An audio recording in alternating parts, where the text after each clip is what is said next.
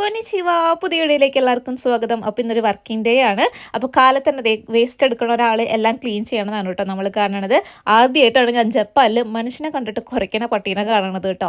ഇവിടെ ഓട്ടം സ്റ്റാർട്ട് ചെയ്തിട്ടുണ്ട്, അതുകൊണ്ടാണ് ഇലകളൊക്കെ ഇങ്ങനെ കളർ മാറി റോഡിലൊക്കെ നിറയെ ഇലകൾ കാണണത് കേട്ടോ. ഞാൻ പോണത് ഒരു 9:15 നേരത്താണ്, അതുകൊണ്ടാണ് ട്രെയിനൊക്കെ ഇത്രയും ഫ്രീ. അല്ലാത്ത അതിന് മുന്നൊക്കെ നല്ല തിരക്കായിരിക്കും കേട്ടോ. ജപ്പാനിൽ മുതിർന്ന ആൾക്കാരും ചെറിയ ആൾക്കാരും ഒരേ രീതിയിലാണ് കേട്ടോ. അതായത് എല്ലാവർക്കും റെസ്പെക്ട് ചെയ്യും, കുഞ്ഞു കുട്ടികളെ വരെ നമ്മൾ റെസ്പെക്ട് ചെയ്യും. അങ്ങനെയാണ് നമ്മൾ അവരെ വളർത്തുന്നത്.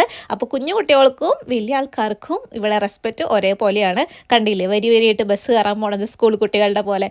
ക്യൂ ജപ്പാനിൽ നിർബന്ധമുള്ള ഒരു കാര്യമാണ്. അപ്പോൾ പോണേക്കാളും മുന്നേ ഞാനൊരു ഐസ്ക്രീം വാങ്ങിച്ചിട്ടുണ്ട്, ഓഫീസിൽ എത്തുന്നേക്കാളും മുന്നേ കേട്ടോ. അത് കഴിഞ്ഞ് നമ്മൾ ജോലിയൊക്കെ കഴിഞ്ഞ് ഇനി ചെറിയൊരു കുട്ടി ഷോപ്പിംഗ് ഉണ്ട്, അതിന് വേണ്ടിയിട്ട് വന്നിരിക്കുന്നതാണ്. അങ്ങനെ ഞാൻ ചിക്കൻ എടുത്തിട്ടുണ്ട്. ഇതിന് ഹാഫ് പ്രൈസേ ഉള്ളൂ കേട്ടോ, ഡിസ്കൗണ്ട് ആണ്. ഈ ഇങ്ങനെ അടിപൊളിയായിട്ട് നൈസായിട്ട് ചെത്തി വെച്ചിരിക്കുന്നത് പച്ച മീനാണ് കേട്ടോ. ഇത് പച്ചയ്ക്കാണ് കഴിക്കുക. പിന്നെ ഒരു കൊറിയൻഡർ എടുത്തിട്ടുണ്ട്, അതുപോലെ തന്നെ ഒരു 12 പച്ചമുളകിൻ്റെ ഒരു പാക്കറ്റ് എടുത്തിട്ടുണ്ട് കേട്ടോ. പിന്നെ ഈ കണ്ടുകൊണ്ടിരിക്കുന്നത് നമ്മുടെ സവാളയാണ്.